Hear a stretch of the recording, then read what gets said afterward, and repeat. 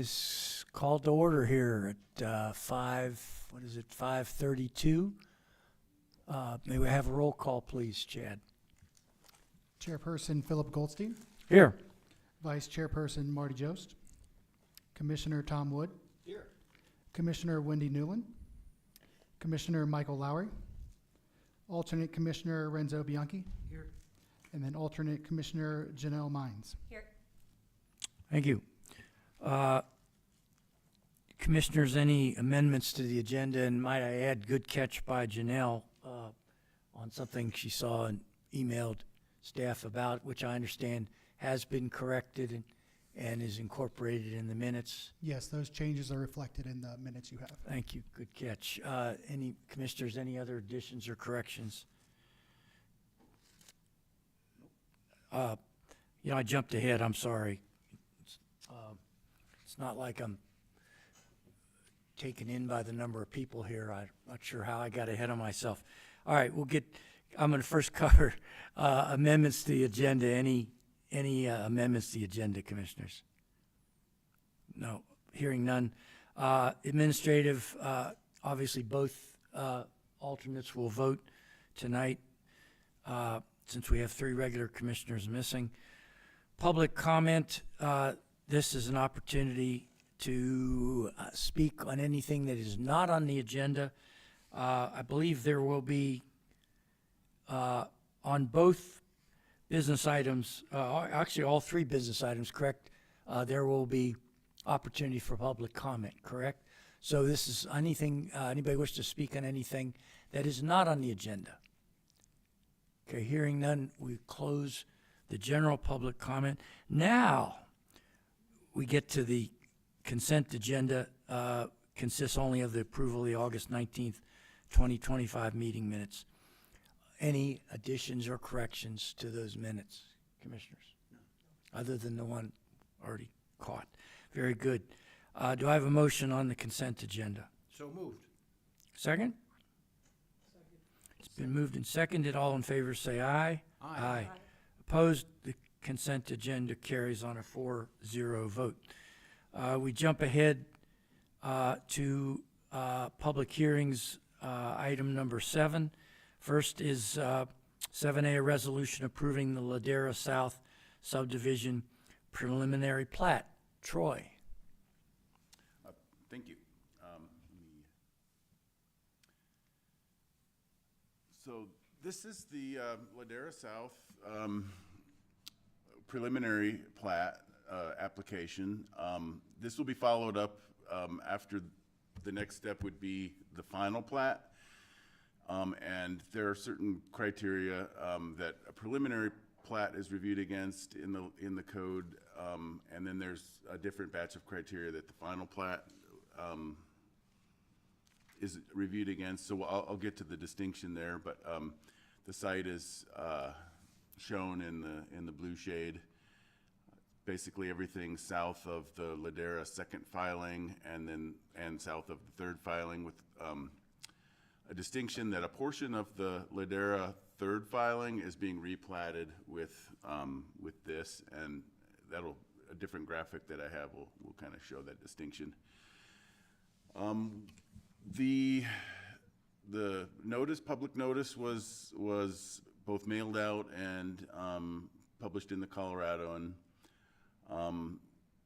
According to our subdivision hearing process portion of the land use code, this approval goes to both Planning Commission and Town Council, with Planning Commission being recommending body and the Town Council making the final decision. The Ladera South sketch plan was approved by Town Council earlier this year on February 25th. I think a few weeks prior to that, Planning Commission saw that, and so that'll look familiar. As I was saying, we can come back to this slide if we need to, but the preliminary plat has these 6 review criteria, whereas the final plat has 3 criteria. And I just want to point out one distinction. Item 2 on the final plat is you'll see not over on the preliminary, and I wanted to point that out because I'll be getting to that, but the development code will substantially comply, excuse me, the development will substantially comply with the code is a final plat criteria. And so there, we'll get to that. But just keep in mind, it is not a preliminary plat. Review criteria is the word I'm looking for. But otherwise, the preliminary plat needs to, if we go sort of quickly down the list, it needs to be consistent with the rationale and the criteria set forth in the code. The criteria being these review criteria that we're going through. And it also has to be consistent with the comprehensive plan. It needs to be consistent with the approved sketch plan, which, like I said, was approved on February 25th. The land use mix within the project needs to conform with the zoning and the land use map or the future land use map of the comprehensive plan. And I've got some slides we'll get into about how it does that, or that it does that.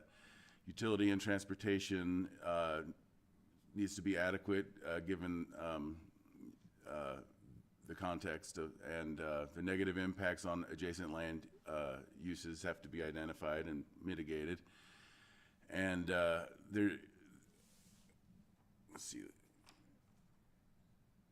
Yeah, and we need to, it needs to contribute towards the balance of the land use and housing mixes within Timnath, which it does as well, and we'll get into that. The existing zoning is PD, and you can see on the hatch on the left, there's the zoning diagram, and the whole site is part of a PD overlay. And so there are, as you know, with PD overlays, some exceptions to the base zoning that are specific to this site. On the future land use map within our comprehensive plan, it's identified as employment and regional commercial, which is consistent with the RC zoning. And so those criteria from the list I read are met. The existing sketch plan, as I said, was approved February 25th. And within that, we can come back to this if we need to, but they spelled out 10 different planning areas within the sketch plan, and what they're showing in the preliminary plat is consistent with what was presented in those 10 areas on the sketch plan. Just for a little bit of context, so with the existing phases of Ladera, you can see kind of shown in white above is the second filing. The third filing you can see is partially shown as this tan and partially shown as white. The three lots that are shown in white of the third filing remain as is, but there's two lots that were part of the third filing that are being replatted as part of this, and they become two larger lots. The lot 1 and 2 of this preliminary plat is basically encompassing the lots 4 and 5 of the third filing. And this kind of shows the context of this site in the context of the previous filings. Part of the review of this is we asked for a landscape plan of this open space area.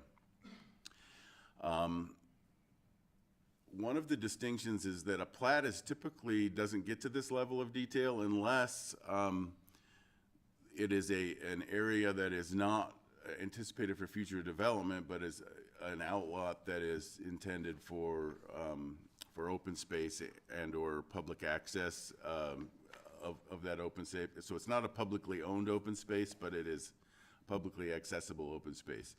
So rather than having to go through a site plan review down the road, this plat is getting to that level of detail for this publicly accessible open space area.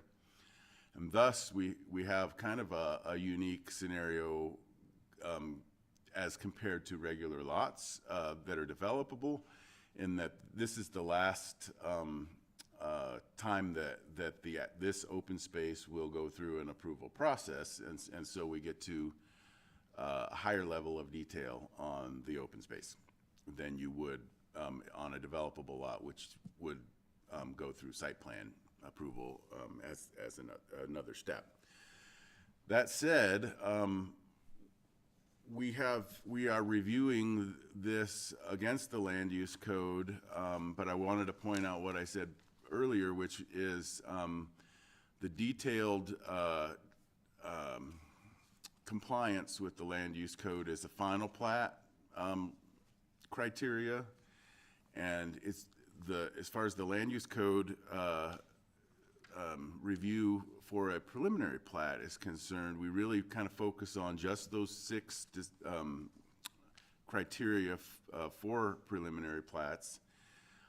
But to the extent that we know something, if something blatantly violates the code, we would want to bring that up, and if something and say that is something that needs to be addressed at final plat. Now, I wouldn't necessarily say blatant violation in this case, but I just wanted to point out we have one condition that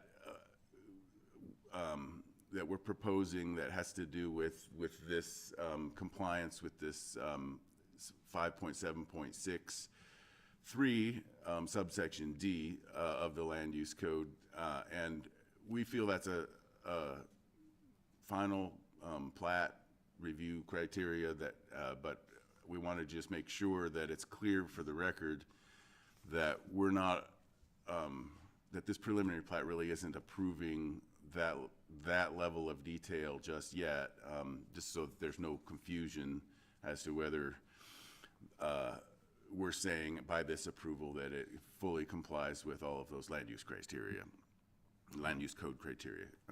And so we can get back to that if you have any questions on that, but all that to say, the final plat review will get to a level of detail where we can kind of review this text, which basically is this open space uses subsection of the Parks and Open Space General Provisions of the Land Use Code, which basically says uses designated within the open space shall be appropriate to the context and character of the site and the intensity of the proposed development as determined by the town planner. So that we'll get to in the final plat, but we just wanted to make sure that I would just, I explained why we have that condition. So the recommended motion, we basically have 2 conditions. The second condition is just that standard one that we typically have on all recommendations, that staff can work with the owner applicant to address minor and non-substantive modifications during the final plat. And then that description that I just went through is really kind of the rationale behind the first condition that we're proposing. And I think that's my last slide. Yeah, that's my last slide. So if you have any questions, otherwise that is my presentation. We will, are the applicants interested in sharing any information? Yeah, and we do have a presentation that they provided that Jaden's going to get pulled up for you.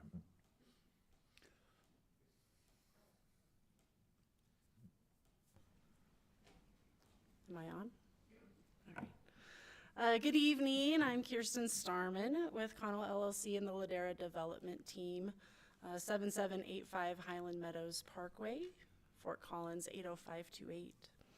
Steve Weens with Stacklot was scheduled to present. Unfortunately, he got ill today, so bear with me while I go ahead with this presentation. In his absence, I do appreciate the opportunity. As Troy mentioned earlier, Ladera South Subdivision is subdividing all of the remaining unplatted land within Ladera by creating 9 lots. Those are shown in red with a total acreage of 37 acres. 4 tracts, and those are shown in blue, almost 70 acres in total, and 2 open space outlots shown in green. The tracts will be further subdivided with future platting efforts, and the outlots, which total almost 74 acres, will remain permanent private open space. We're really excited about the vision of the North Reservoir open space system. This slide highlights that vision. The area totals a little over 35 acres, almost all of which is within the floodplain. Technically, it's made up of Tract A and Tract B of Ladera Subdivision Filing 2 and the proposed Outlot A of Ladera Subdivision, Ladera South Sub.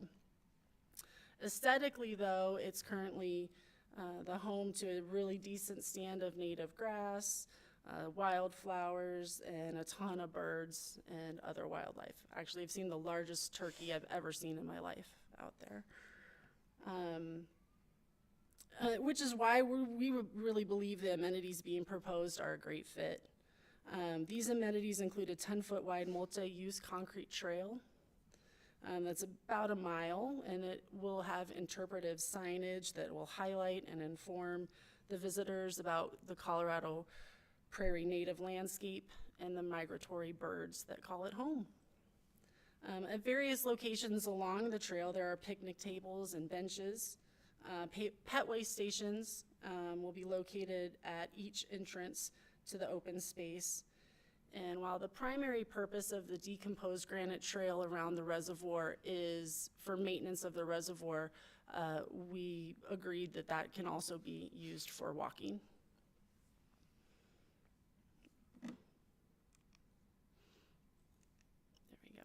All right, this slide details the site amenities being proposed, the picnic tables, the pet waste stations, and the benches.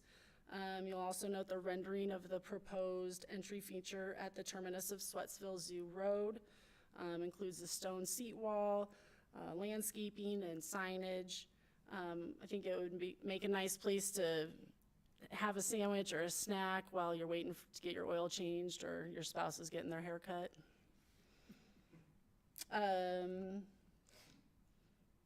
So again, we feel that the North Reservoir open space system is sufficiently programmed. And I think this slide helps show that. We have 8 places to sit, picnic, and relax along that multi-use trail. The average person would not walk more than a minute and a half without an opportunity to sit down. And again, that decomposed granite trail is about a half a mile. And then finally,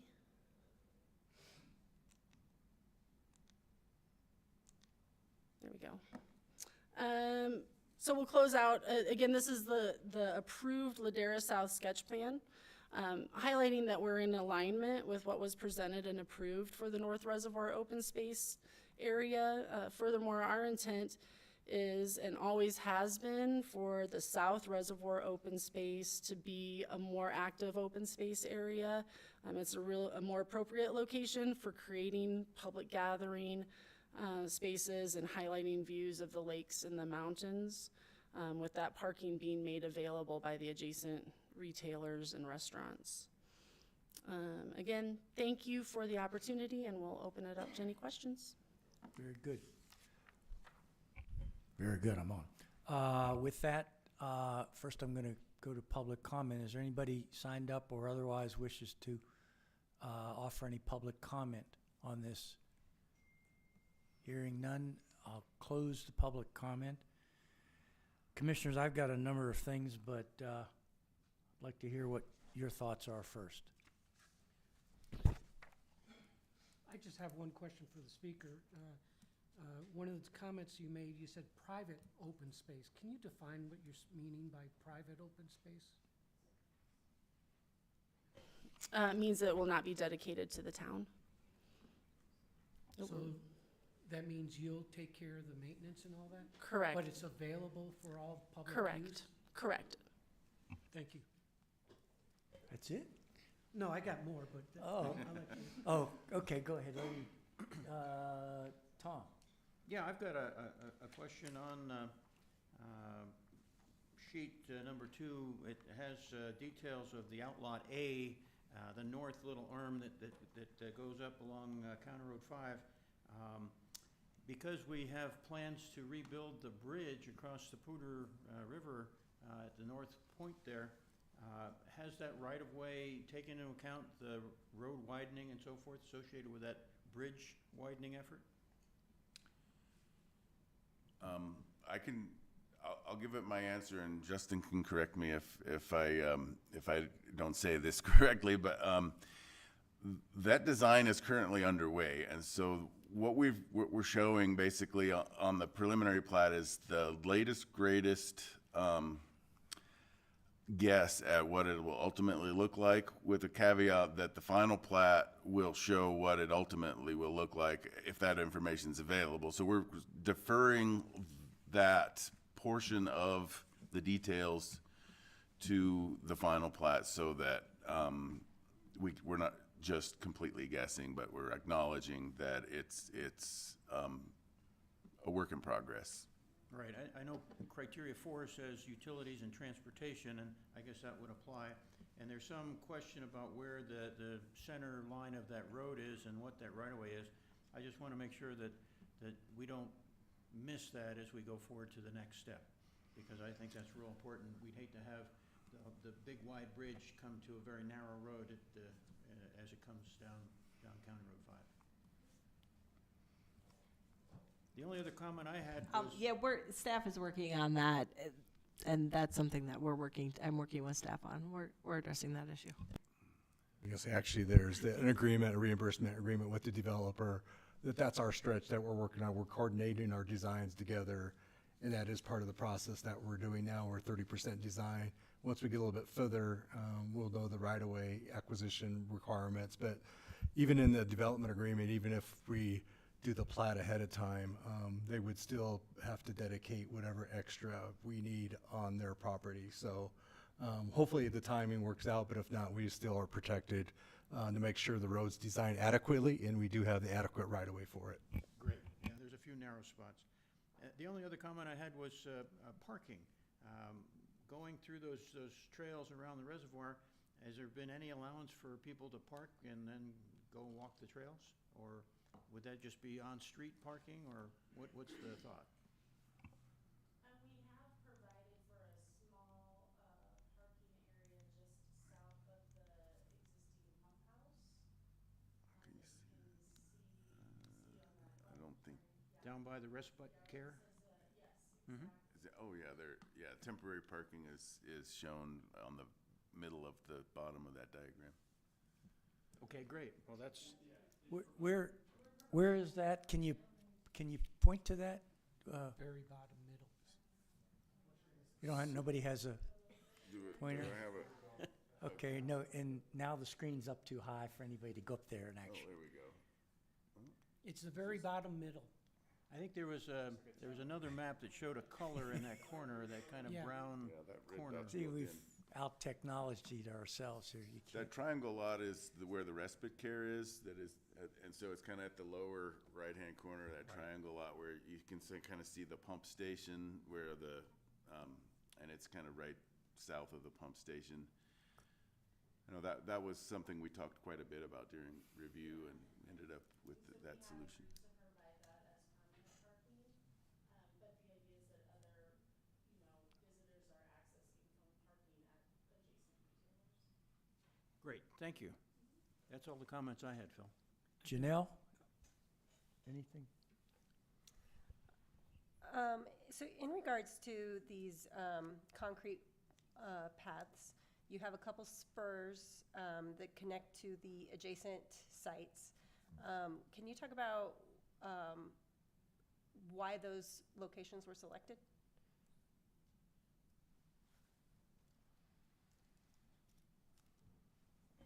I'm Will Welch, William Welch Company, and I'm the infrastructure program manager for Ladera. We worked with planning and to make those cross connections and to shape all of those paths. It was a long group effort to come up with these particular alignments. I mean, until we understand more what's going on in County Road 5, how that's going to work, and there'll be bike trails. I mean, there's just a lot of stuff tied to what's happening on County Road 5, which has 1 billion moving parts as of today. Yeah, that's what I was concerned about, if there was gonna be a plan to connect those to the other sites or if it was just the most convenient spot. So that makes sense to me. And then the sitting wall, that comes off of the traffic circle, right? And there's no parking there? No, there's no parking there. Now, there is lots up there, and for everything to the south, everything's on cross-access easements for parking. So people will have the ability to come in and park. Again, once the sites get developed, they can park, and then they can go out onto the trails if that's what they're interested in doing. Okay, thank you. Renzo, back to you Yeah, before I s- bat clean up here. Sorry, yeah, so, one of the comments you guys made in our packet talked about floodplains, and that the floodplain couldn't be used for, the open space, isn't that? And I just need some education on that, because I've owned property in a floodplain Yeah. before, and I could use it, it just was different, and here is, if I understood the packet correctly, we're saying it can't be used, so can you explain that? Its uses are very limited, so it can be used for like the path and the benches, and the, the pet stations and that are, proposed. But I put this diagram up so you can kind of see so the red line is the floodway, blue line is the 100-year flood, the green line is the 500-year flood. As you're up in that open space area, all three lines are very close together. So there's a little strip, of the very outside edge that is out of the flood, all three lines, but not very much. But what you can do in the three lines is limited to things that are deemed by our floodplain administrator, Earl, as safe, as well as and he goes by what FEMA would require. And so there's some limitations, but it's not nothing. You can do things that are on posts. If like the post was a breakaway post, they have certain design features that that posts can, flood-friendly posts that, in the event of a flood, bend over and are chained or have a cable so that they don't float away, but they're not catching all of the debris. And so things of that nature are available, but it's very limited as to what you can do within those constraints. Okay, thanks. That's it? Okay, to me. First thing I believe I understand, first of all, that the level of detail in this open space, you're saying we would normally cover that at the final plat, right? But we're tackling that Well, early at this stage, so. Well, let me have a distinction. Normally, that would be in a site plan. So the South Reservoir, for example, is being proposed to have that level of review done at the site, at a site plan, because they're not quite sure of what the grading is going to be, and there's a lot more moving parts on the south one. And so an applicant has the option to either get to that level of detail with the major subdivision, which is a preliminary and a final together to give you an approval.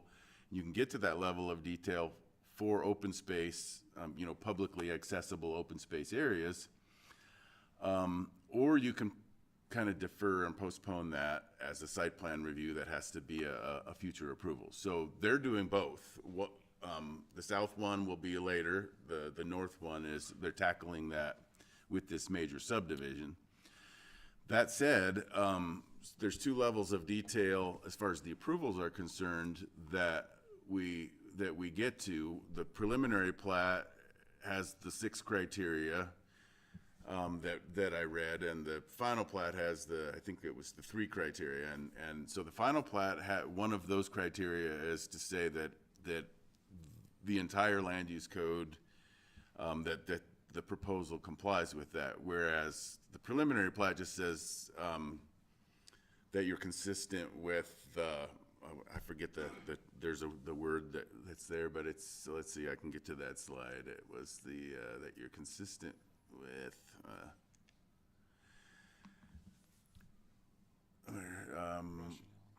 Yeah, with that's the first one, with the rationale and criteria set forth. So the criteria are these two things, right? The preliminary plat's got the 6 criteria, the final plat has the 3 criteria. So it's the rationale of the code is the level of detail. So, so when we review a preliminary plat against the rationale and knowing that the final plat is coming, we've been, trying to give as much valuable feedback as early on in the process as possible. So we've been reviewing against code criteria, and our comments back to the applicant have been very detailed. And for example, we say, well, we're reading section 5.7.63D, and we're thinking you need a little more, but that's a final plat thing that, decision. We just giving them a heads up that we think what they've proposed so far from a staff's perspective isn't quite there for this language, which said, basically says these uses designated within the open space shall be appropriate to the context and character of the site and the intensity of the proposed development.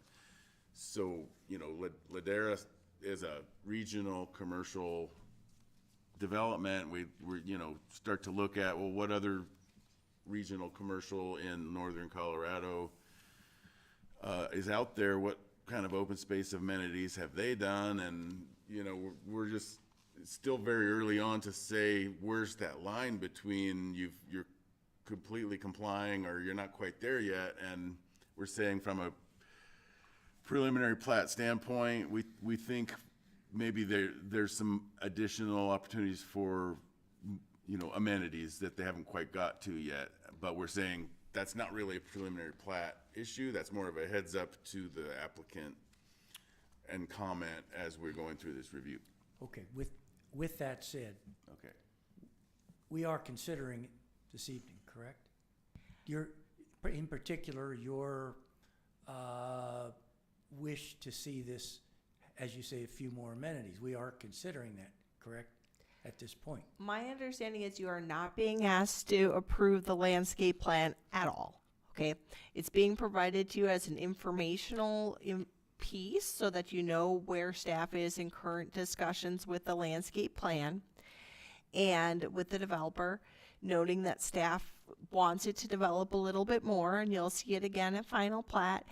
But all you're being asked to approve is the condition that the developer will continue to work with staff to meet the code requirements by final plat. That's all you're approving, is just that condition. Very good. Well, toward that end, then, I concur with the staff that there should be more amenities, however you want to phrase it. A couple ways I would look at it, and I realize we're going to be limited somewhat on what you can do, floodplain, floodway, whatever. I'd like to hear, Troy, what are some options? Yeah. Besides, and I will circle back in the packet, page 9.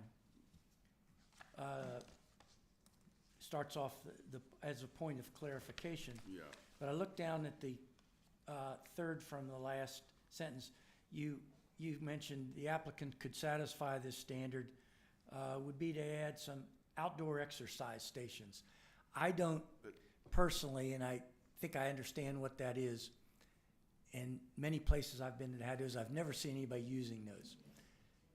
Okay, so what are some other options? Yeah, I was trying to be that are on the- careful, because that are on the menu yeah, for- staff's not the designer, right? Staff reacts to what's being proposed. So I throw out suggestions, but I'm not saying that's what you have to do.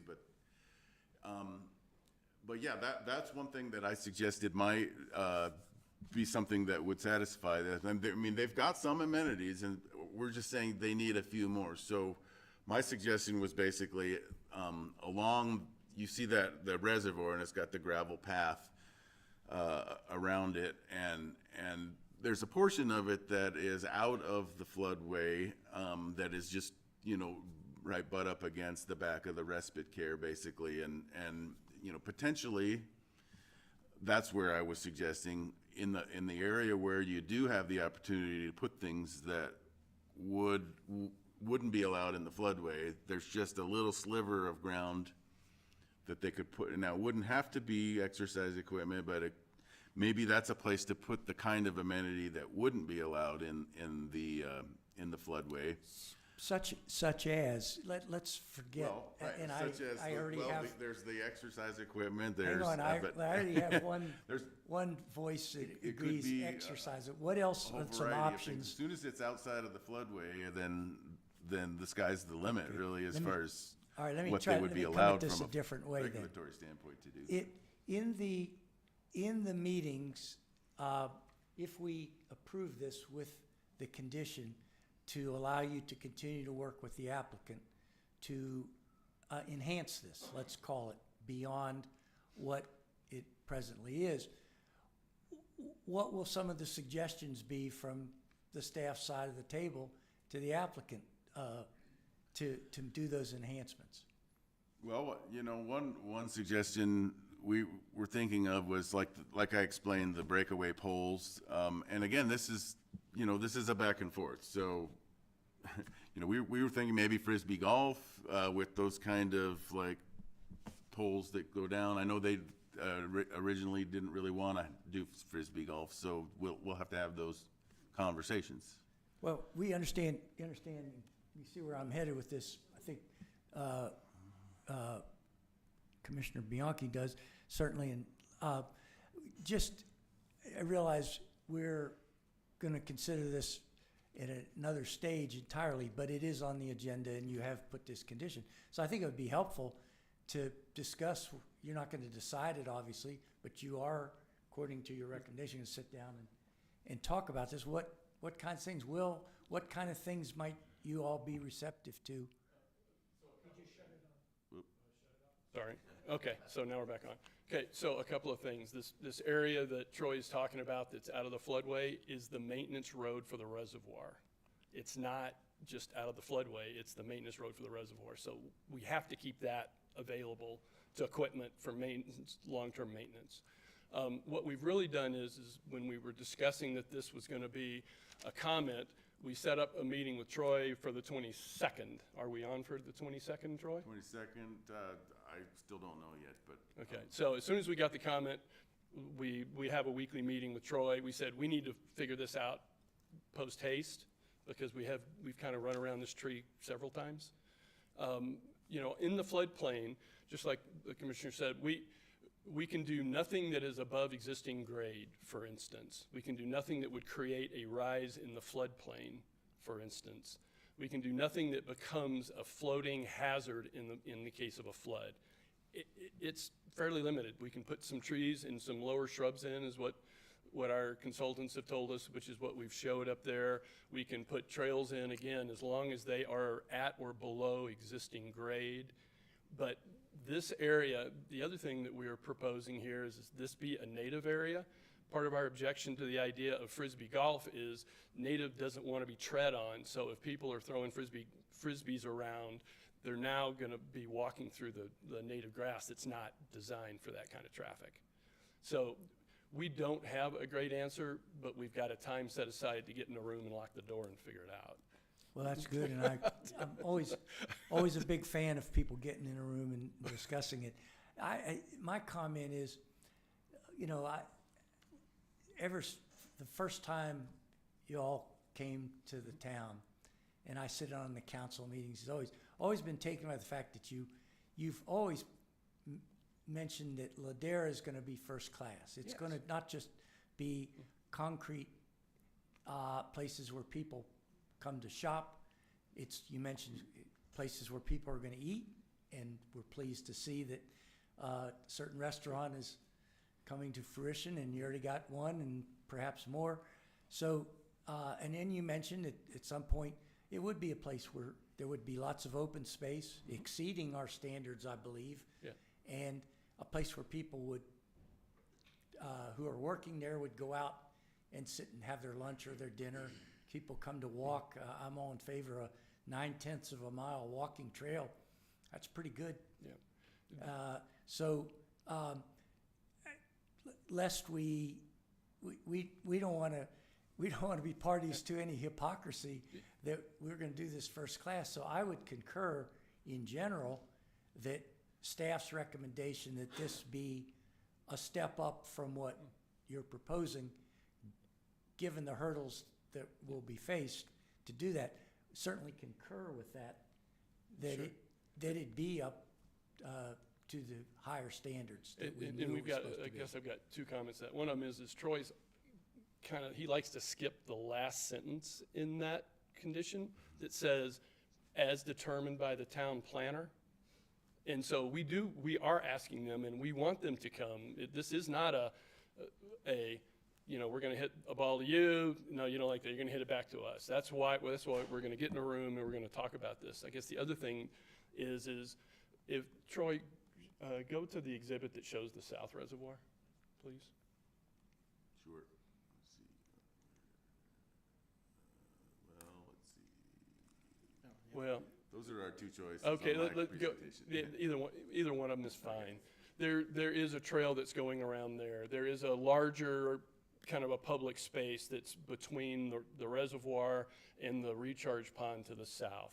We're working on including some really improved edges to that south reservoir that are gonna be very architectural and be a public space that will be outside of any lot. It'll be actually part of the open space to encourage people to be able to get all the way around and have gathering spaces that will be as part of that, and that's all in the open space section. It's not on private property. So we really think that because it's not floodplain, that's where the emphasis needs to be. It's just super hard up there in that flood area to do anything that's super snazzy. Oh, I get that. So I'm going to have something else, may be of major, maybe not import in a minute. Commissioners, having mentioned that, anybody want to take off on that further, and then we'll try and close this particular one out. I just have a question. Are any of these reservoirs gonna have fish in them for fishing? I mean, these are going to be working reservoirs where the water surface elevation over the course of the year is going to move up and down quite a bit. There is no plan to make them public, partially because these are reclaimed gravel pits, and the slopes and things would be unsafe for people to get right around the edge of it. Right, so where I was going with that is if you did make it and to allow them with fishing, is as a compromise, is maybe make a platform or whatever in the reservoir itself that makes it accessible to fishers. Yeah, again, part of the problem with that is having a platform where the water surface elevation can vary 8 or 9 feet. Got it. Doesn't sound like there's going to be No. fishing, but, Tom, any take off, and then I'll have one way to, I'm going to make a suggestion. Yeah, I'm sure there's some amenities we could consider, like a covered picnic table or something like that, but I think we'd have to really look at what would be allowed under FEMA. But that narrow little place by the parking lot, maybe a covered picnic table or something like it would be possible.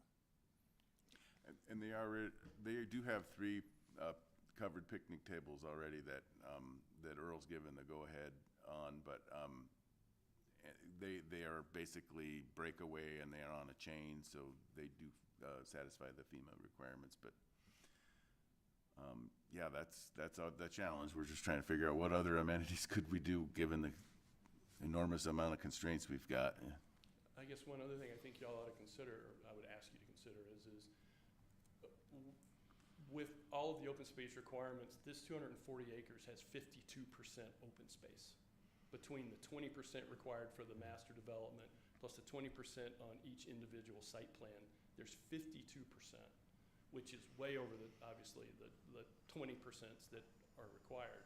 I mean, one of the things that we could do if density is a question is we could say, okay, here's the amount of area that's required and we'll put all of this stuff in there and it'd be super dense. But we don't think that solves the problem. But there is just a huge amount of open space because of that floodplain in that north end. Right. Yeah, and I did, as I said, I acknowledged it and would be remiss if I didn't. You are exceeding the standards. Yep. It would be, I believe, I certainly support the staff's recommendation. Certainly look forward to hearing what comes out of the meeting on the 22nd. I would encourage the staff to take this as far as we can within reason. I would trust that it will be first class, and there'll be some compromise.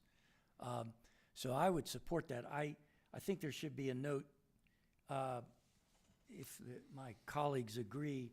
I don't think going forward to council, and I don't know whether council will catch this either if it's written that way, but outdoor exercise stations, I don't believe would be considered an amenity. Some people would consider that just the opposite, perhaps. So I would not, but the basic premise of the staff seeking this to be say a bit nicer, I certainly support that. So I'm not sure how we capture that. I think I would also like to see captured in whatever goes forward to council. So your meeting on the 22nd, what day, is that prior to this, when this goes to council? No, it goes next Tuesday to council. The 22nd is Monday morning. Okay. So if we, yeah, there's several people I still need to, that are key to the meeting. Okay. That I need to get their schedules and figure out if they can do Well, it then. my colleagues, if you're comfortable for this, I would, and I'll certainly be at that council meeting as well. I think it, as it's presented to council, indicate that Planning Commission concurred with staff recommendation that this have a few more amenities or be enhanced. You can certainly mention, you probably will anyway, that the meeting was held the day before that council meeting, and maybe you've reached some agreement. I think it would also behoove staff to mention at that time, I thought we might get more of those tonight, some options that were discussed on that day, what will work, what won't work. But trust that staff will see that this is enhanced. All right?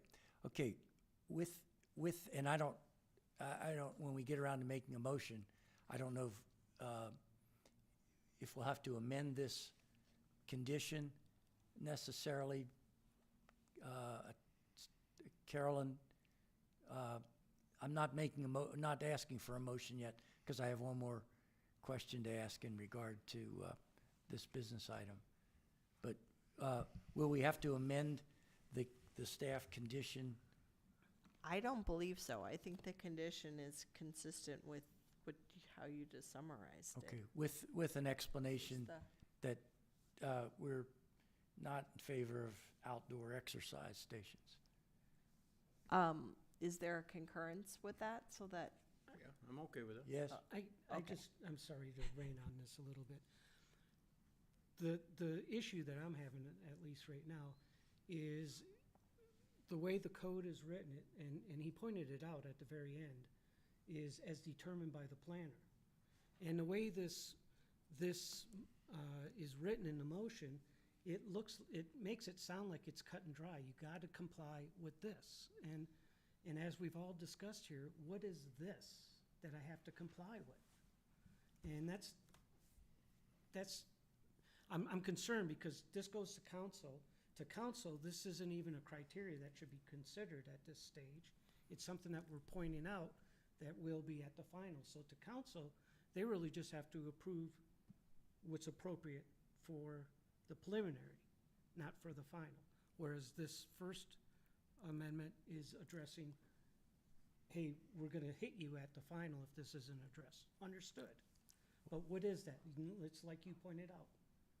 Where are we gonna determine that? What are our choices? Well, I believe is it safe to say, when we get to the final plat, this will have been hashed out, and we will learn what that is, and we'll consider it at that time. If it's not, the first thing we're gonna be looking at, I believe, say, has the staff been satisfied that this has been enhanced? And if so, what is that enhancement? Yes. All right, so Carolyn, when we get to this, are we gonna have to amend this recommendation? Well, you can. I think one of the reasons why it's a recommended motion is, if I understand the way Troy explained it, the landscape plan could be in a more final format at either site plan or final plan plat. But given how important this open space is, how large this open space is, staff is recommending that be completed by final plat, so that's part of the reason for the condition? That and it serves the lots that are being platted, right? So they need one of them up and in place in order to serve these lots, but not both of them. So that I think is the other reason why this northern one is coming at this level of detail sooner, to avoid the site plan, so that these lots can be served by that open space. But the undeveloped tracks are then going to be, the southern open space is triggered by certain elements of those undeveloped tracks that, before those can come online, that southern open space needs to come online. If you would like to revise the condition, that's certainly in your purview. And if you'd like to make it more general, to say staff shall work with the developer on a recommended landscape plan to be presented at final plat, you could revise it that way if you're more comfortable with phrasing it in that manner. Well, I think that's a good idea. The thing with the circumstances of outdoor exercise, I wouldn't want, and I'm only one voice, one vote, I wouldn't want it just because I brought that up, but seeing that immediately I got some head nods that we don't think outdoor exercise, I wouldn't want to go forward to council with them thinking we've endorsed outdoor exercise stations as being the enhancement. So I think it would be somehow, some way, behoove us to strike that, but indicate we are comfortable with staff working to get to the end result of an enhanced open space. So the recommended condition of approval has no reference to outdoor exercise. That was just an example in the staff report, and we can even, staff could take that out as an example or clarify it, that, putting in, so we can work on the staff Yeah, we report. haven't published the staff report that goes to council as of yet. We could strike, just from a staff level, we can just strike that reference It works from for the me. staff report. It works for you all? Yeah. that works Okay. for me. Okay. So all we right. don't have to change the motion because of that if you're otherwise comfortable with the rest of the motion. Okay. Yeah, only because we all might sit at the picnic tables, but none of us four are going to use outdoor exercise Yeah, stations I'd worry about when we maintenance go- and vandalism. when we go shopping down there, so, and eating as we will. Okay, I'd be comfortable with that that coming out. Now, let me bring up something else. Given, and this is not my area of expertise, but I feel fairly certain if Vice Chair Jost was here, for whom it is his area of expertise, he would probably ask this question. Given the proximity of all of the trees in the river there, has CPW been consulted on this regarding any, I haven't heard it come up, but I ask only because I know my colleague would ask it. Have they been consulted about any nesting areas or whatever often can come into play?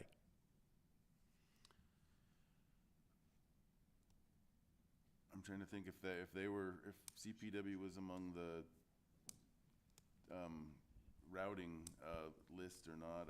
I'm not. They Troy, haven't commented. They are. This was an active gravel pit, so there are no trees there. So, But the so open space we're talking about is they would be hard up planting, against the river right, and the, which wouldn't be impacting the adjacent properties, but they would be planting new trees. But yeah. And we have been referring, and I don't know in this case, been coordinating with them, but I think the petitioner was waving their hand to answer that Yeah, question. just, can anybody answer that? Have they, it's not, I thought I heard Chad say they have. CPW did issue a report. They did? Yeah, they So did. they didn't have any, oh, The- okay. You know, it had to do with seed nesting seasons and it was a pretty broad-based assessment because again, there's no vertical trees out there. It's been a farm and a gravel pit. Yeah, I just, partly out of abundance of caution and partly out of respect for Sure. my colleague or colleagues that aren't here who might have brought this up. But it sounds like we don't have an issue there. Okay. Yeah. Very good. Commissioners, anything else regarding business item 7A? Nope. Nope. Okay. With that, and with the understanding that without amending the necessarily anything, but with the understanding that staff will make a revision on that point of clarification, do I have a motion on item 7A, a resolution approving the Ladera South subdivision preliminary plat? Yeah, I move to recommend approval of the Ladera subdivision filing 2, as noted. Do I have a second? Second. Been Can moved we and just seconded. clarify if that's with, can you clarify if the motion is with the two conditions as recommended by Yes, staff? the motion is, as noted, with these 2 conditions, that the final plat, landscape plan for Ladera's northern open space shall comply with the general provisions of the Parks and Open Space Standards as found in the noted sections with regard to quantity and quality of the open space amenities provided. And number 2, allows staff to work with the owner to address minor non-substantial modifications during the final plat. All right, and we still have a second on that. All right, with that said, I just wanted to interject real quick. So the filing number is actually incorrect for the motion. It should be the Ladera South subdivision. Apologies there. Filing 2 has occurred, so this is the Ladera South subdivision. Right, so then, as noted, the motion will include the Ladera subdivision filing south. okay. Wouldn't want to have to table this on a No, technicality, no, would we? right. So we can fix that, I'm sure. Okay, all right. Well, all right. With that said, all in favor say aye. Aye. Opposed? Motion carries on a 4-0 vote. Thank you all. All right. Item 7B, Timnath Landing zoning map amendment number 1. Chad. Good evening, Commissioners. Before I begin, to the point you just made on the previous application, I just wanted to address the Planning Commission's request to staff at a previous meeting regarding the Timnath Landing development to provide a status update on conversations undergoing for a comment we received during a separate submittal from the CPW. Unfortunately, that update is brief. We have not conducted those discussions yet with those agencies. We are working with the applicant and those agencies, one being U.S. Fish and Wildlife, to schedule meetings to discuss that further to gather more information. But I just wanted to provide that update since you just mentioned that on the previous submittal as a request for this development as a whole. And speaking for everybody, I think we appreciate it. It's on the front burner. I'm confident and appreciate very much you continuing, even though I know you haven't, telling us it's still ongoing and still very much on the front burner, I think is excellent. So appreciate that. All right. Yes. With that. So item 7B is for the consideration of a rezoning application to amend the Timnath Landing zoning map boundaries for portions of the R2, R3, and CMU zone districts that were established in the southeast quadrant of the Timnath Landing subdivision. The property governed by this zoning map is located north of Harmony Road, south of Busgrove Road, and east and west of the Timnath Parkway, containing approximately 407 acres. So this application is in accordance with Table 2.1, the hearing process and notice requirements. Is for zoning map amendments, they do require a public hearing before both Planning Commission for their recommendation and to the Town Council for final approval. Per the code, the Planning Commission must have a public hearing, and after review of the staff report and conducting that public hearing, the Planning Commission shall forward a recommendation to the Town Council. Also noted that the site was properly noticed per the code, having all posted, mailed, and published notice for these meetings. So this application proposes to amend the boundary of the Timnath Landing zoning map to reflect ongoing residential development in the subdivision, particularly with regard to future filings under current review. The Timnath Landing subdivision 9th filing proposes a new lot lines that do not align with the current zoning district boundaries. Without the proposed rezoning, several lots would span multiple zoning districts, which could create inconsistencies with sound planning principles, being that they would be split zone lots. The rezoning will align with zoning districts with the proposed subdivision layout, ensuring each lot falls within a single zoning designation and supports the orderly, consistent development in line with the town's comprehensive plan. This application proposes to expand the boundary of the R3 zone district to align with the new single-family lots being proposed within that Timnath Landing subdivision 9th filing. So if you see on the screen, in the green is representing what the existing R3 boundary is within the Timnath Landing subdivision. To the right, you will see a darker shade of green. That will be the expansion of that R3 to work in alignment with those proposed lots to ensure that they are in conformance and not creating split zones within them. Additionally, this amendment proposes to shift the CMU boundary line to eliminate split zoning within the Timnath Landing subdivision 4th filing that we have reviewed. The zoning boundary, which delineates single-family residential and the commercial mixed-use areas, overlaps with some of those residential lots currently. So we are asking for that to be amended with this request. As you will see on the screen, that which is pink on the left is existing. To the right is a little bit of a kind of swap of the R2 and the CMU, just to ensure that those boundaries are in fact in line with what the proposed platting is of the development. It is important to note that all properties within this area will continue to follow the Timnath Landing sketch plan as approved and the plan development overlay amendments, which govern the density and dimensional standards for the subdivision. So with the change to the boundary, it does not impact the dimensional standards or density that is proposed for the subdivision. This is more of a cleanup item of sorts to ensure they align with the proposed plats. There was a neighborhood meeting requirement for proposed rezonings within the town's boundaries. That meeting was held here at the town on July 28th, 2025 to present the proposed plan and gather any feedback. Additionally, 10 residents did attend and their concerns were noted on the attached observation report provided by the applicant team. Most of those conversations actually were more geared towards future development rather than what exactly that proposal was at that time. So staff has reviewed this application against the criteria for amendments to the zoning map, and found that items criteria A and B are applicable to this application. A being to correct or manifest error in an ordinance establishing the zoning for a specific property.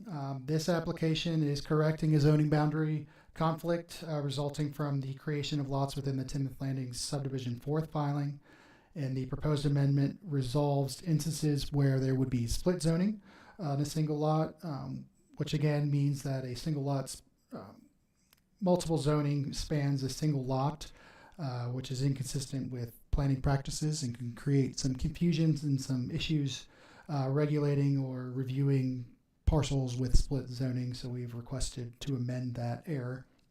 Item B, to rezone the area or extend the boundary of an existing district because of changed or changing conditions in particular area or in the town generally.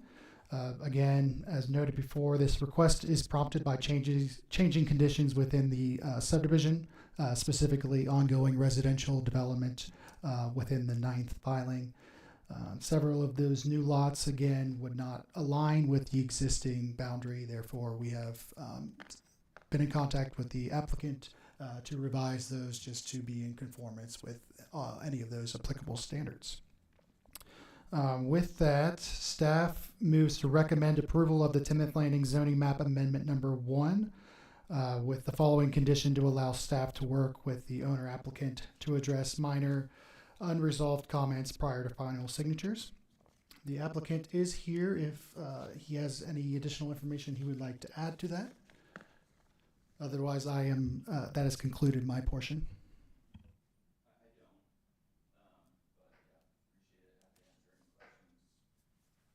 What, I should remember your name, but I'm terribly sorry. Yeah, Nick Montalbano. Of course, with yeah, Catellis. sorry, Nick. Yeah, no problem I at should all. remember after all this time. All good. Nothing else to add then, okay. No, I think it's a pretty straightdue application. You know, Chad did a great job of explaining it. It was something that the town had asked for, just due to this subdivision planning goes back to 2015, and all of the underlying zoning was established at that time. Things have changed.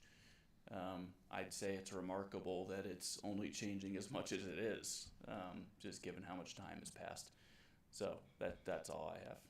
Okay, I have something somewhat unrelated, but we'll open public comment. Seeing there's nobody here to offer any, we'll close public comment.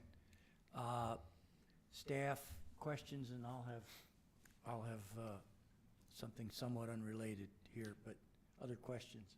I have a question. Along the western edge of the property, we have the trail connection, the regional trail. Does this rezoning affect that regional trail at all? It would not, no. And then also on that same western alignment down in the green area where we are making a few changes, there's still that question about the road that goes to the west and whether or not there's going to be a bridge across the canal, that drainage there. Any update on that? Yeah, so I think you're talking about Grand Tree Boulevard on the east side. Yep.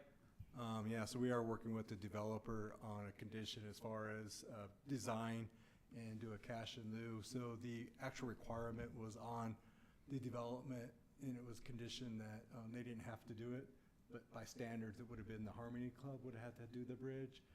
But we are working with the developer to do it, to get a design. We're working on that right now to put it in an amended SIA currently, where we would have the design, and then we would potentially put that in a capital improvement project we'll look at the traffic patterns, and then when it's necessary, we would go ahead and install that. We'd use that money that the developer provided for that. Great, thank you. All the questions I've got. I was going to ask that too. That wasn't. Janelle? Renzo? No. Okay. This is somewhat unrelated. I've been to all the council meetings. Probably two of the last 3 council meetings. There was a gentleman there named Carl Elliott, I believe, who asked a question about his wells drying up, trees now dying, certainly. Tom, I'm going to see what staff can share about this. This may be something that's right up your alley.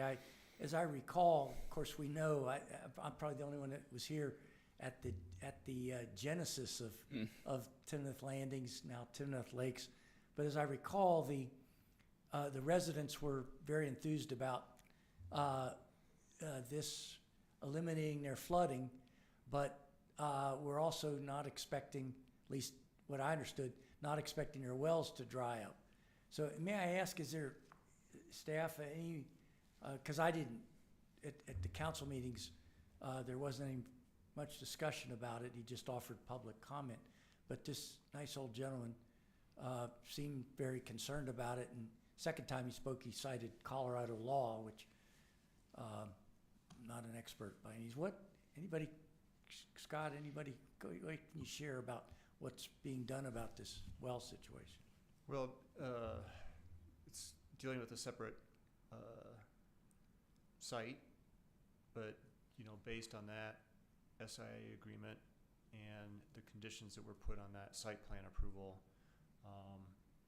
regarding the Old Town wells, the developer has, at that time, did an inspection of the wells to determine which ones were eligible to be part of the program and which ones weren't. Depending on certain triggers, when the development reached a certain stage, they were going to go back out and reconduct those inspections, which happened later this spring and early summer. So there was an outreach to all the eligible well owners. So we're kind of in this 2-year monitoring period to allow for the wells to come back. It's really at the individual basis, working with the developer, what the best strategy is. In some instances, it might be to redig or redrill the well to see if that will come back. There might be other options available, but that's really the extent of where we are at this point in time.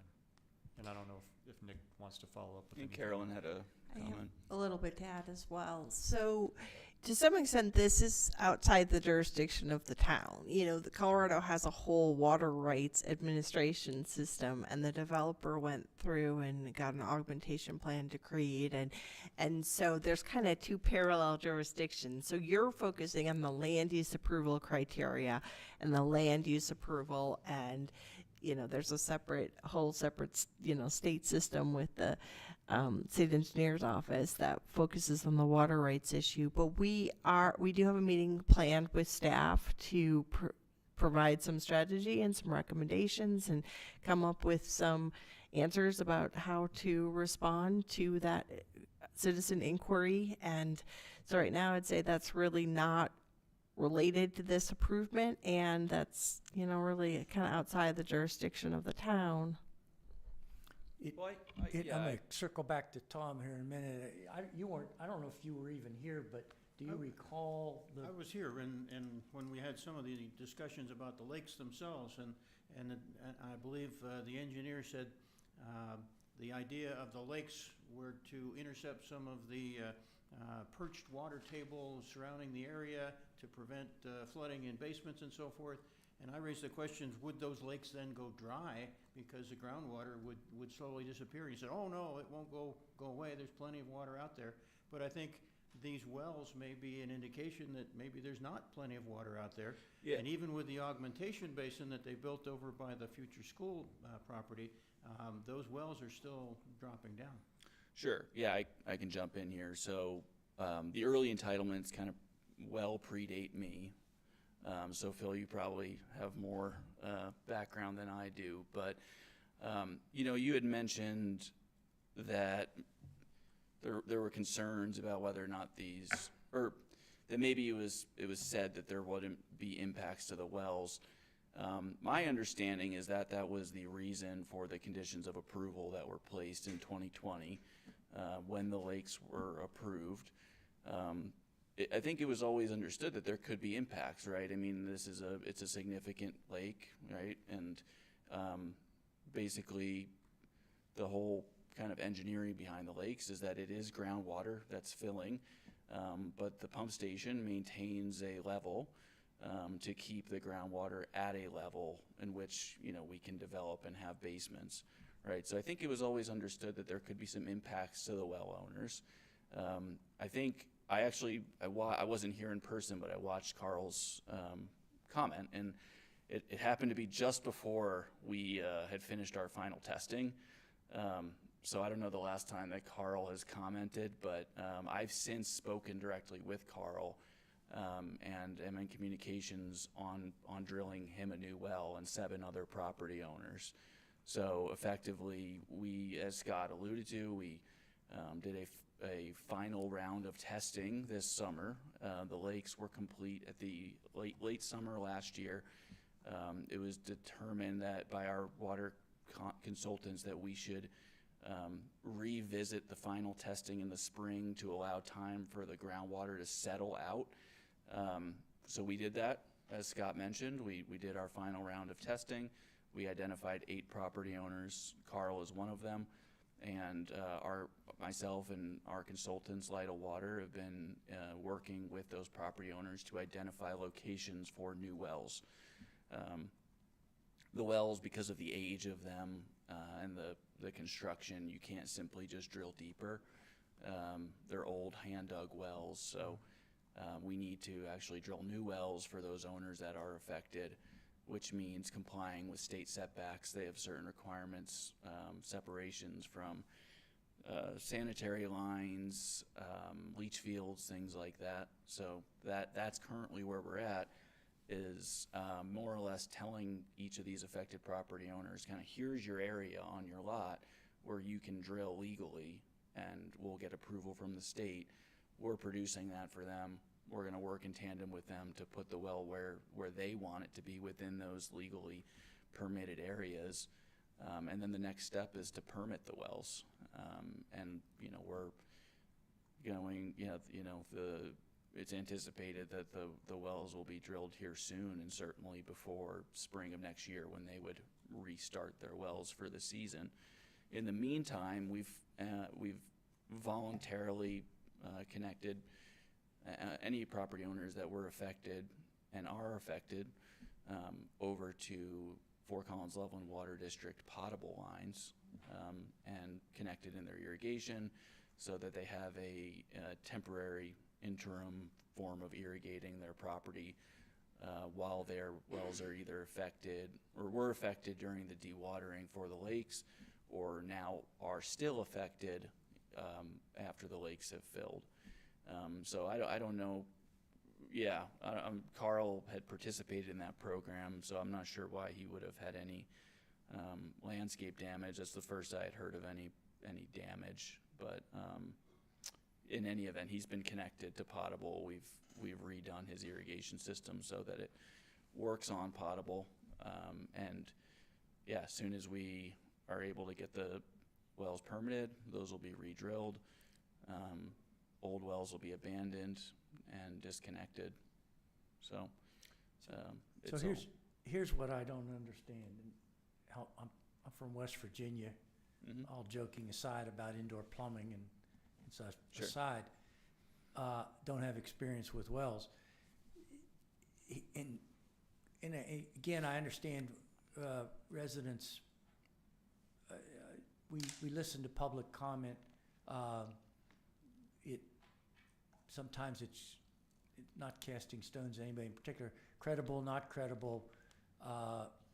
We want to hear public comment, but I don't understand. He did mention, I thought, and he said in regard to the drilling a new well, if there's no groundwater down there, how do you a new well isn't going to? Yeah. Carl has specifically. He's been the only well owner that has really voiced this concern. I'm not sure. Again, it's all hearsay, but I think he had a neighbor further north that could not drill. They had to drill really deep into a different aquifer. And I think Carl has been concerned that the same condition would exist here. But everything that our consultants have told us is that that's not the case. It's just that these wells were shallow, hand-dug wells. There is room between the current bottom of the well and the bedrock, the bottom of the aquifer. So as of, from everything our consultants have told us, we have no reason to believe that the water is gone. It's simply that, there may have been some effects, or there have been some effects following the construction of the lakes that may have lowered the groundwater table. I think we had 20 property owners that registered, and they're all in Old Town, so they're all in the same general area, and only 8 of the 20 qualified for a redrill. So the majority of those individuals have not had those impacts. It's just in certain small pockets there have been some impacts. I think what it comes down to is with the age of these wells, they really only drilled as far as they needed to at the time to get water, right? So they would drill a couple feet lower than groundwater at the table, say, we're good, my back is tired, we don't want to keep digging this hand-dug well. But what we're doing is, or will be doing, is drilling it down to the bedrock, to the bottom of the aquifer, which should actually give them a better, higher quality well, because it's giving it more depth, and allowing for, even if there are future fluctuations in the groundwater, by drilling these wells deeper to the bottom of the aquifer, they're assured that the well has been drilled as low as it can legally go. So I think ultimately it's going to be it's a new well. It's going to be an improved well. I think these are going to be benefits to those that are participating in this program and qualify. So yeah, again, no reason to believe that the water's gone. And to bring this to somewhat to closure here, with a caveat, I think it is within our, I don't know about jurisdiction, I heard used, purview, in that we approve this at various stages with these understandings. So I'd be hard pressed to say. It was not always taken in by every passionate public comment, and most of them are passionate, to people's credits. But this elderly gentleman, he was very emotional about it. If you want to go back and watch any of the 2 times he's been up. So yeah, like I said, I don't think Carl's concerns were unfounded. I think it was premature. Like I said, I think if that had, it literally happened about a week before we had completed our testing and could inform Carl of the plan. Since then, I haven't heard any concerns from Carl.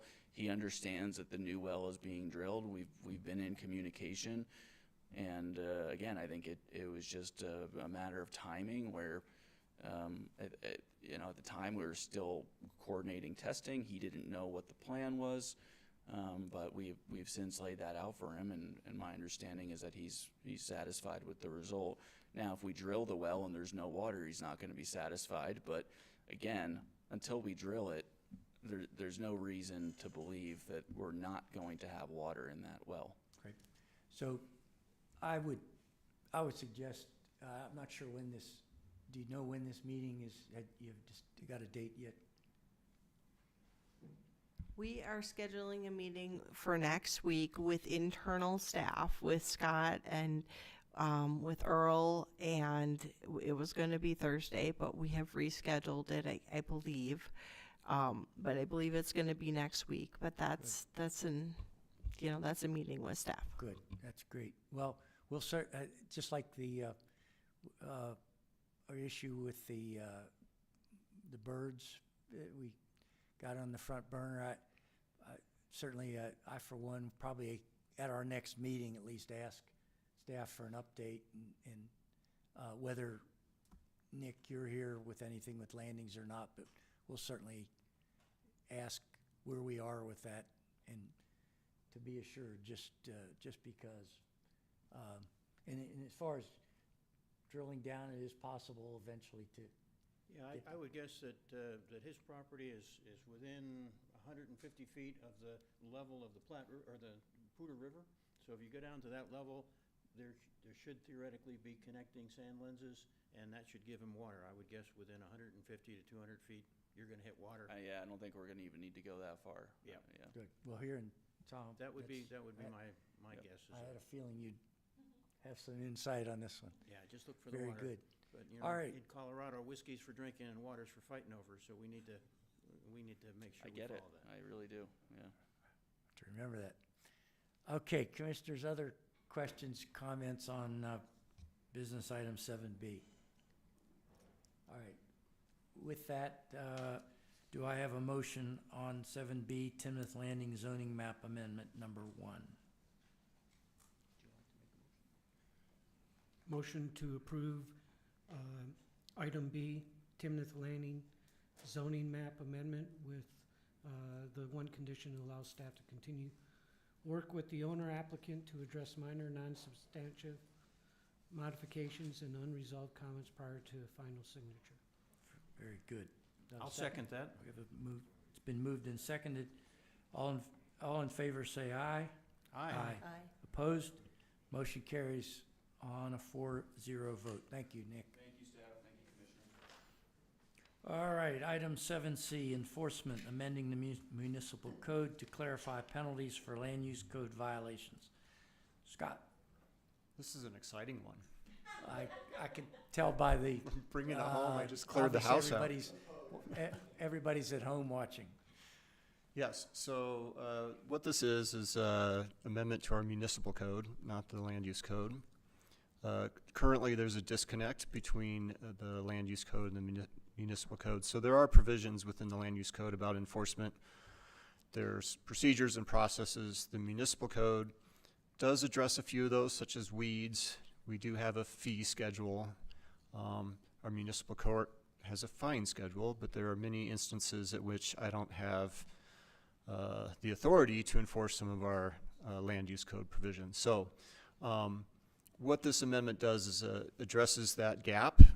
Currently, the municipal code references our land use code through Article 16 or Title 16. I can't remember the specific term for that, but it's by reference. What this does is kind of put back into the municipal code some enforcement language so that it goes back to that land use code chapter 2 where we do have or Article 2 in the land use code about enforcement.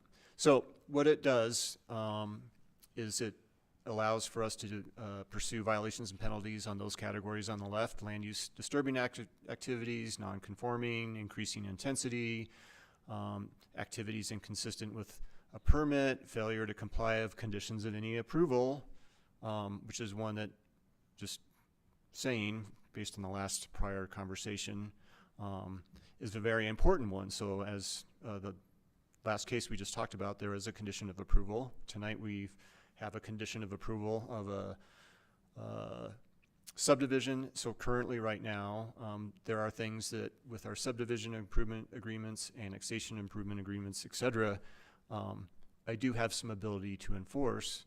But when we start getting into site plans, landscaping, conditions of approval,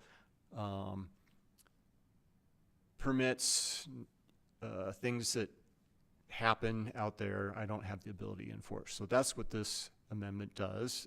There was a draft included in your packet for your review. I'm just seeking your recommendation. This will be going to town council for their consideration as an ordinance for a first reading next Tuesday. And with that, I'd be happy to answer any questions. I've got a question. Tom. No, go ahead, Tom, you first. Tom. I guess of everything that was on the agenda for tonight, I was most concerned about this one. And my concern is there's a lot of issues that you've raised here that could be, really a big deal for the town. For example, a lot of Old Town and existing parts of Timnath have a lot of pre-existing non-conforming uses. Are you going to send code officers out there and fine them for violations? No. So is this meaning everything that's already out there is grandfathered? No. Pre-existing, there's lawfully non-conforming uses. Right. But if you expand and make a lawfully non-conforming use bigger or worse, then that's when that trigger comes into play. So if you have an existing use that's not consistent with your zoning district, and you decide to expand that use or intensify it, that's where you become non-compliant. There are lots of lawfully non-conforming situations that we would not enforce, and that's not the intent of this at all. What it gets at is for those instances where, again, there's an expansion and intensification of a lawfully non-conforming use. So you have an auto repair shop, that has a backyard full of junk vehicles, and you decide to do an addition to your garage because you're so busy, and you put on a security gate and you start renting space in your backyard for RV storage. Well, you've gone above your lawfully non-conforming use by expanding your use. You're doing other things, and that's where we could come after that So you're scenario. gonna go after the concrete boat over in Old Town? Well, currently as it is now, no, I cannot, but if they were again to expand or improve that current situation, I could. Today, I could not do that. I don't have any ability to enforce that, so. I'm just worried that this is gonna lead to code and compliance and code enforcement people driving around looking at people's backyards. Is that your intent? That is not my intent. Because you know, if you go through even the newer parts of town, every other house has got a trampoline in the backyard, and those trampolines are closer than the 5-foot setbacks. Those are structures that town doesn't enforce regarding setbacks. Those are usually things within metro districts and HOAs. Towns do not enforce covenants, do not enforce HOA covenants. So there's no setback for a trampoline. We get into setbacks with structures. So if there was an encroachment within an easement that the town has for something, then that would be something the town would enforce. But again, You're not those, gonna worry about the metro districts or the HOAs because they have their own rules and regulations. it's not the town's responsibility to enforce their rules and regulations. I just worry that this is just gonna make all kinds of issues. Even the words for your weed ordinance, which I thought were pretty funny, any weed over 8 inches, you know, you could go out and enforce. But I have to respect one person's weed is another person's sunflower. And now how do you determine? The state guidelines defines of what's a weeds. weed? There's noxious weeds that's defined by the state. Noxious weeds? Yes. It doesn't say that. It just says weeds of anything over 8 inches that are observed by a city official or a neighbor. Yep. I just don't like the way that's worded. Just to clarify, that language is pre-existing. So in if the- you look at the weed section, only the red line changes are the changes. So right now, and that doesn't mean we can't take your comment and consider it, but right now the weed requirements are already there. But what the code says is that the town's only remedy is to take out the weeds ourselves and, you know, bill the property owner back for it basically, which is very burdensome on staff. So this would allow them to have another enforcement option, and the intent was not to even change the current regulations on weeds.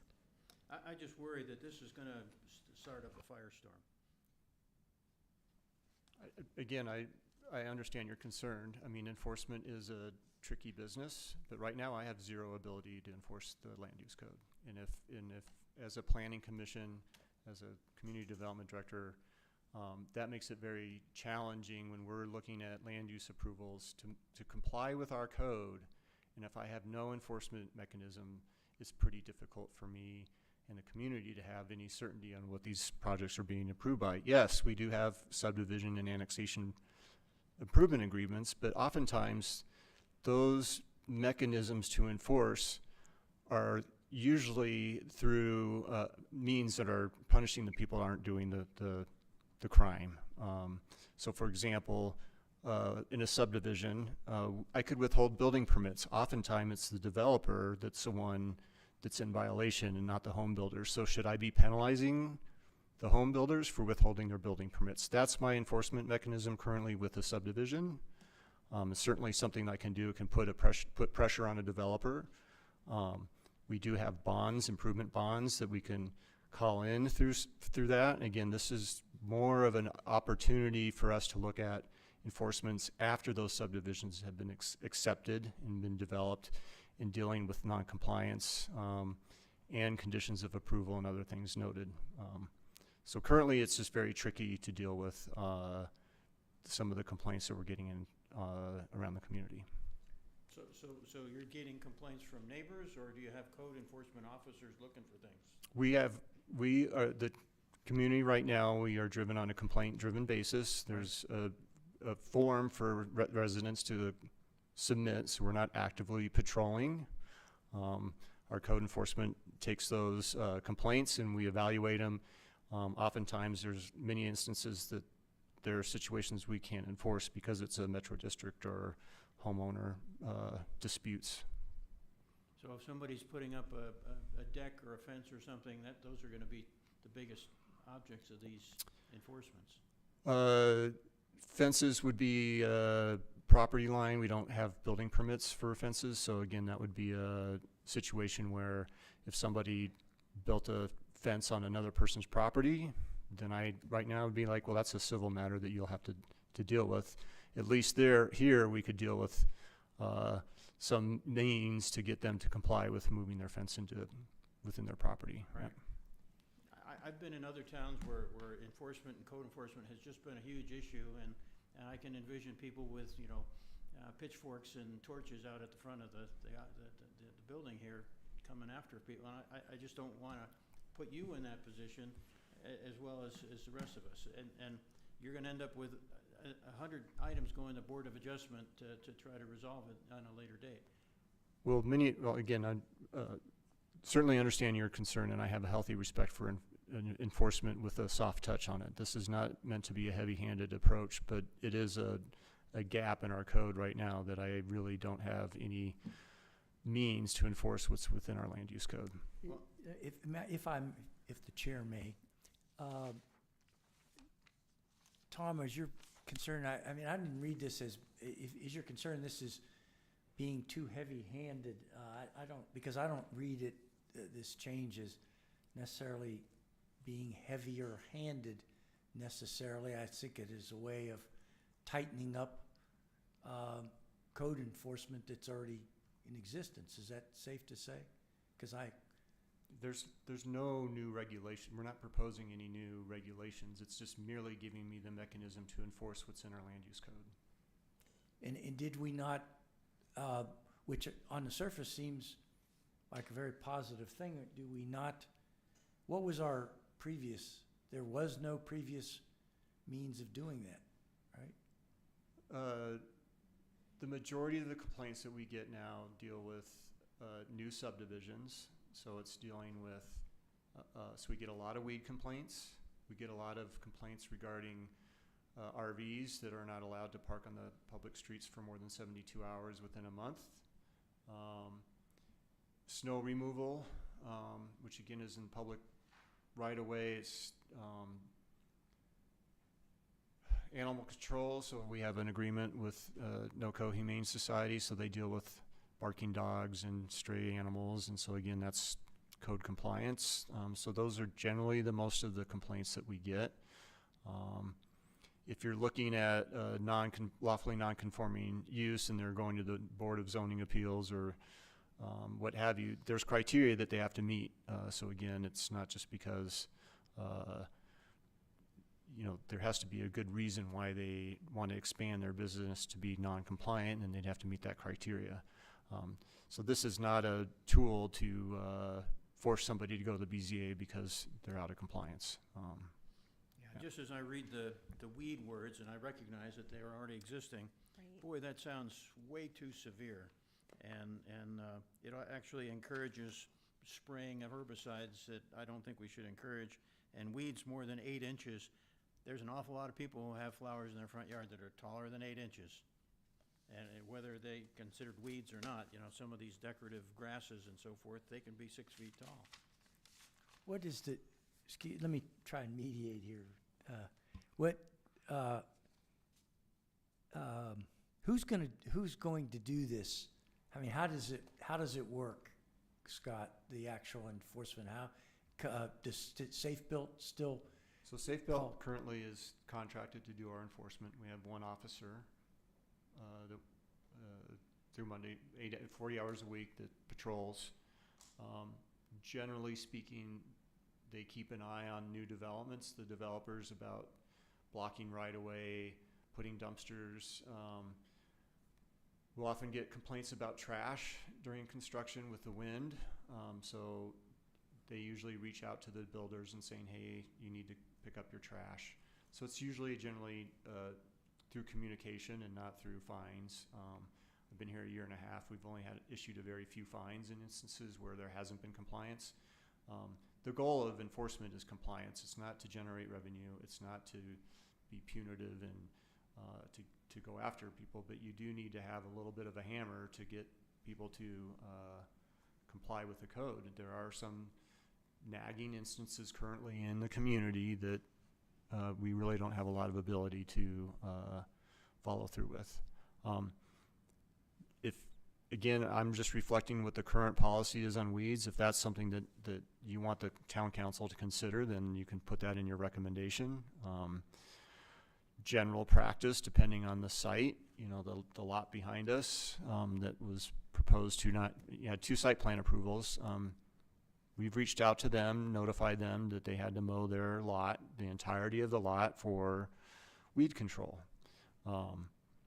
Some of that's native grasses, I assume, and some of it's probably got some noxious weeds in there. We've had other parts of the community that have concerns about wildfire, and they've contacted us about the overgrowth and weeds on adjacent fields that they need to mow. So it's a delicate balance of what are we trying to mitigate, right? So I do think there are some safety concerns when you're looking at large overgrown areas, probably greater than 8 inches. But wouldn't that that gets come at that. under the police and fire department? Wouldn't the No. police go issue a ticket? Those are not, Criminal. the way they're It's a written in our nuisance. code, it's within our land use and municipal code. It's not a item that would be enforceable generally through the police department. I'm not sure about the Poudre Fire. Yeah, We I are think that we are probably addressing the increase the wildland fire code as part of our building code update. So that's something that's coming to you very near in the future. But yeah. The land use code does allow you to go to court to enforce a violation. It says that in addition to other remedies, the council can initiate injunctive or abatement proceedings in Timnath Municipal Court to enjoin a violation. I think that the goal is to be less heavy-handed than that, to give an option for enforcement that is not, going to court to seek an injunction. So at some point, it may also be a criminal violation. But right now, it's not labeled as such. It's the provision you're looking at, and the problem is that there's not an enforcement mechanism. And other than, well, there's the weeds and there's the land use code violations. Land use code violation says expressly that you can seek an injunction. I was surprised. I appreciate you. I think I appreciate you bringing this to us. I was surprised it did come to us because it seemed to me this would have been solely within council's purview. That isn't necessarily going to temper any concerns you have, but I was surprised at that. I'm not sure where I'm going with this other than to get that out. You're not reinventing the wheel necessarily. We're not changing the code. We're simply adding a way to enforce in the code which people should abide by in the first place, particularly if something that has come through here and we're passing judgment on as to whether or not it adheres to the land use code. Safe to say? Yeah, I mean,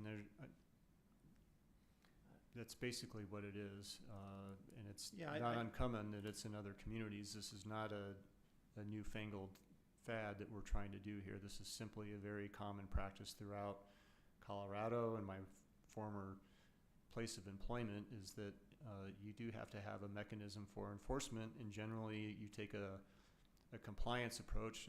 It's not a heavy-handed approach, but when you're dealing with residents that do have legitimate complaints, they'll have the pitchforks out too. So it's a two-sided, approach of that there's people frustrated that the town can't address legitimate concerns.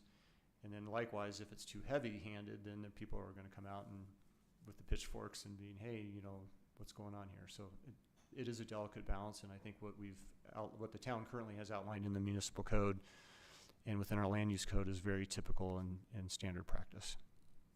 Yeah, my personal opinion is I don't think planning and zoning should get into the enforcement side, and I'm not particularly thrilled. I've seen a lot of people, build their own handicap ramps and then have to tear them out again, and it can be a real issue. I'd like to, toward what you said about who does that, I think about the old expression. I worked in college. We don't care who hits the home run as long as we win the game.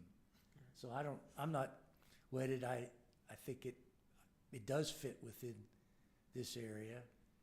Certainly the planning knows the code. The only other thing I would offer, and then I know Renzo wants to add something, is I think the present reporting system is fairly robust. I've used it myself. It's been a long time. But I've seen action from the reporting, and I think those residents who use it will probably agree that it's worked. So I think that's positive. I do though, in regard to simply having a complaint-based system, sometimes it puts people at odds with their neighbors, which I'm never in favor of. And I've been there, and of course I'm 15 years president of the Homeowners Association. So I appreciate that. I do think independent reporting can temper some of that, although one's neighbor usually gets the blame for having reported something. But regardless, I don't have a problem with it being in there. I hear what you're saying. I think there will be a soft touch or considerate touch to this, certainly. Like to think so. I don't know if that, my word doesn't. Renzo?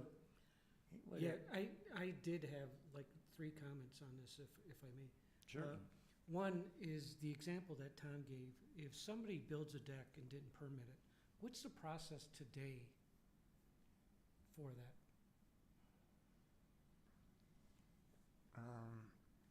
Depends. First of all, it depends on if you need a permit, and off the top of my head, I don't know, but it's generally how high it is above the ground. Is it 30 inches? So if it's below 30 inches, Let's then say it required a permit. if it required a permit, then it would be caught through the review of a building permit that it wasn't meeting some building standard or safety But they standard. didn't permit it and they built a deck. So What's the if process? somebody submitted, so again, activities inconsistent with a permit, you submit a permit and you falsify the information, and your neighbor comes out and says, hey, your permit's 15 feet off and it's got a dive board off the top, and we look at the plans and it's like, no, they showed a 3-foot deck with a barbecue on it, Let me right? stop a second, because So- you're not answering my question. My question is, I I'm- built a deck, I did not permit it, no permit. Oh, excuse me, I thought you said you had a permit. No, I have no permit, and that was one of Tom's examples. So What is the process today? that's a complicated question. So one, you're going to get into, is it a pre-existing condition? So trying to determine when the deck was built. So that gets into a lawfully non-conforming situation. So, and then you start getting into building code. The building official, and again, I wish he was here, but they could, through a building code interpretation, say it's not safe, and you could file something against them, like a court injunction about the deck not being safe, like a health, safety, welfare thing. But if it's simply like a setback or a nuisance thing from the neighbor, they don't like the fact that you built the deck there, we'd probably have to determine if it was, when it was built, and if it was a lawfully non-conforming structure, or if it happened after a point in time. Let's say in Old Town, there weren't setbacks.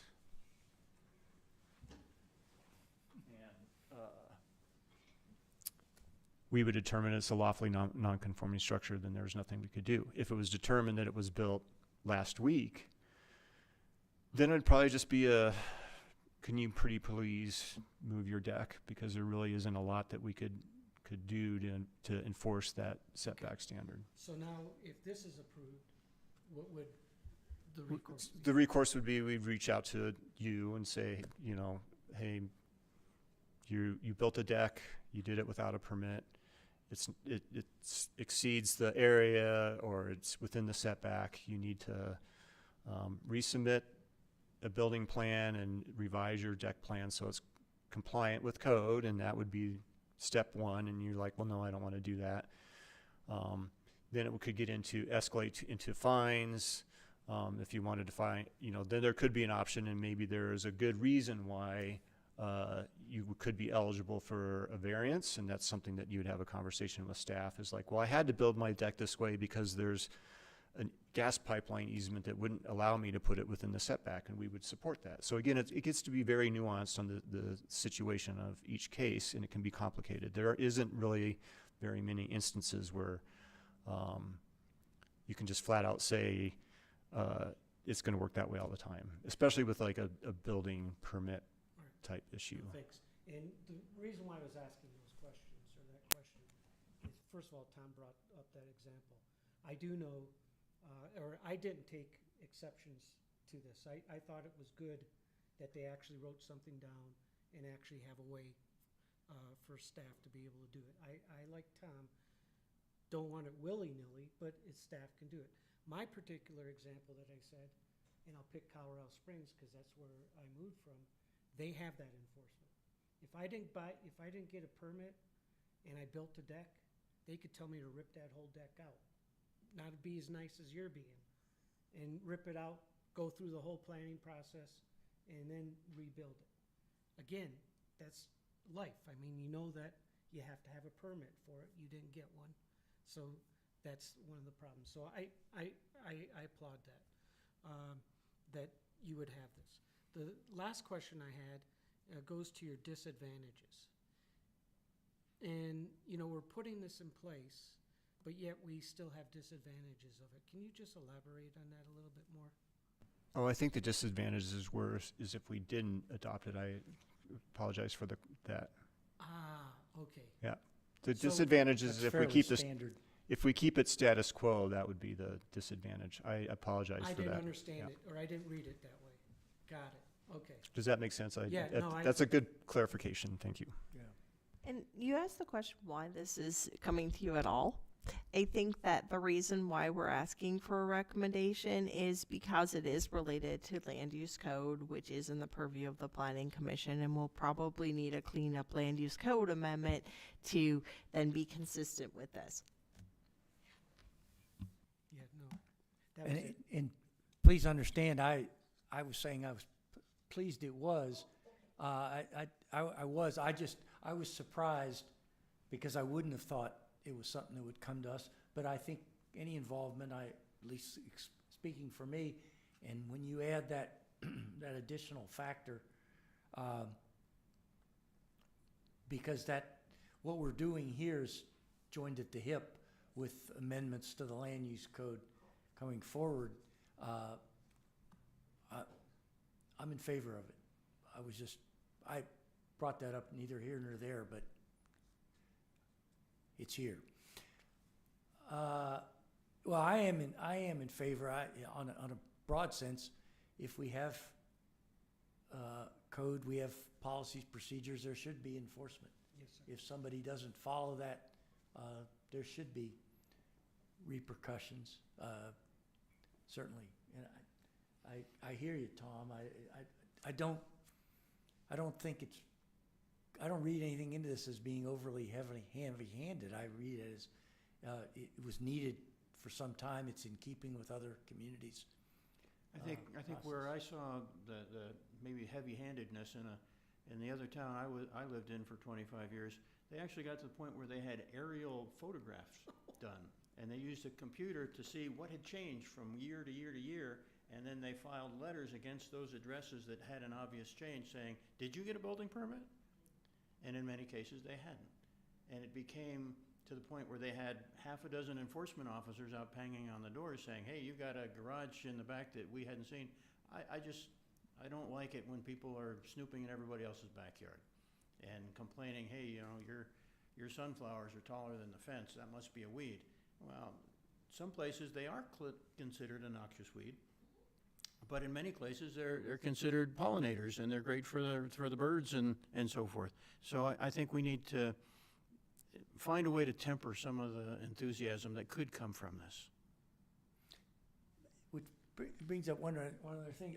Do you have to add any staff to do this? Well, currently it's a contract with Safe Built that does enforcement. And We're in our budget process, and no, and I'm not projecting a need to add 12 enforcement officers. One is plenty, given the size of our community. I had 2 in Bloomington, and we had about 85,000 people for our population. A lot of that enforcement really gets into site plan inspections. So when you get projects built, you know, they were looking at compliance for ADA parking, ramps, some of the site plan improvement, landscaping. Right now, our staff goes out and does inspections on subdivisions and site plans, and we work with them pretty closely in making sure that they have the stuff that they say they're going to do. But again, that's typically the enforcement mechanism when you come into that process. But no plans to add more, no plans for drones. No 12 staff. They are adding an airplane. That's not in my budget It's request. cute. No. You didn't ask that, so. That's All it. right. Certainly willing to hear more about this, but, and I imagine, I don't know, this goes to council, there'll have to be 2 readings of this? First reading's next week, and then it's like October 7th, I think, or because there's a gap in the. Yeah, so that, public comment will be taken, not their next meeting. October 14th would be the second Okay. reading. Just mention that, should you wish to write council a letter. Okay. Anything else? I certainly, I don't, we did see, well, let's close, we gotta close this out. Oh, I'm off my game tonight.